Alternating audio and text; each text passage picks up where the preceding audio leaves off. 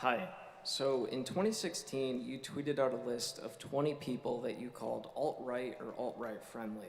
It included Ron Paul, Pat Buchanan, Ann Coulter, and even Donald Trump. Recently, you gave a speech at Stanford about Nick Fuentes, who you called an alt-right lead influencer.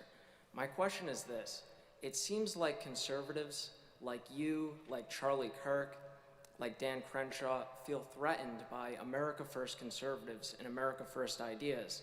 Is this why you're smearing them as alt-right, racist, homophobic, and all these other things, instead of actually addressing their ideas and debating them? So first of all, I'm happy to address any ideas. I'm not happy to debate somebody who has joked about murdering me. That's Fuentes. As far as some of the other people who were mentioned, obviously, when I say alt-right or alt-right adjacent, you'd have to date the tweet. So back in 2016, the fact of the matter is that people like Ron Paul, who has a long history of extremism, if you go back and you read the Ron Paul letters, there's a fair bit of anti-Semitism and racism in them.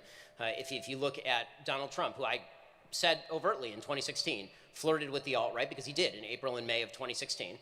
That was a dated tweet. If you're going to date the tweet to 2016, you actually have to date the tweet to 2016, not to yesterday, because things change. Donald Trump, thank God, has forcibly expelled many of the people who are alt-right adjacent, like Steve Bannon, from his administration, which is a very, very good thing.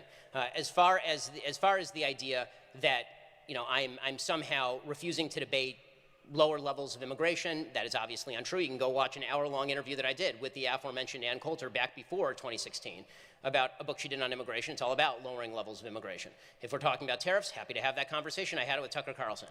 If you're talking about a more isolationist foreign policy, I've had that conversation with many, many people. I said this in my speech at Stanford, which people are willfully ignoring. I'm not arguing that people who hold those views are quote-unquote alt-right. The alt-right is a very specific viewpoint that sees the problem in America as a problem of demographics, that suggests that white nationalism is the answer to that problem, that suggests that the problem with immigration is not a problem of culture or assimilation. The problem in America is a problem of what race the people are who are coming into the country. That is not a point of view that is even within the realm of sort of the paleocon viewpoint. That is a point of view that is actively alt-right. So the alt-right does have a definition, and I tried to be as specific about that definition as possible at Stanford University.